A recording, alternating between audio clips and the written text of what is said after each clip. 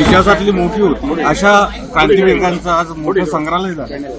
काय एकंदरीत भावना आहे? चापेकर बंधू यांचं शौर्य हे भारतीय क्रांतिकारकांच्या इतिहासामध्ये एक अतुलनीय अशा प्रकारचं शौर्य राहिलेलं आहे.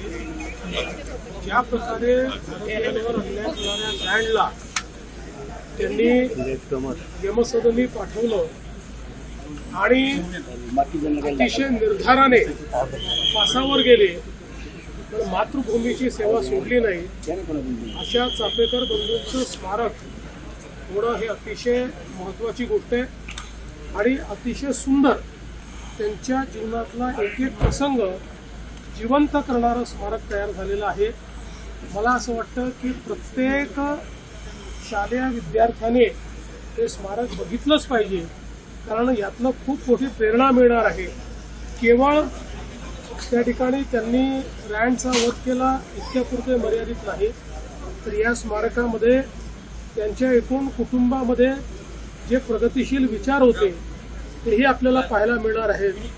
महिलांना किंवा विधवा महिलांना त्या ठिकाणी पूजेचा अधिकार असेल किंवा सती प्रथेच्या विरोधात जी काही त्यांची मतं होती आणि त्यात त्यांनी जी काही कारवाई केली, या सगळ्या गोष्टी या ठिकाणी पाहायला मिळतील. आणि एकूण जी रचना करण्यात आली आहे त्यात ज्या प्रकारे तंत्रज्ञानाचा उपयोग करण्यात आलेला आहे तो मला असं वाटतं अतिशय सुंदर आहे. प्रत्येकाने बघितलंच पाहिजे अशा प्रकारचे स्मारक. सर एक लोकशाही मराठी ऐका, पहा, जागरूक रहा.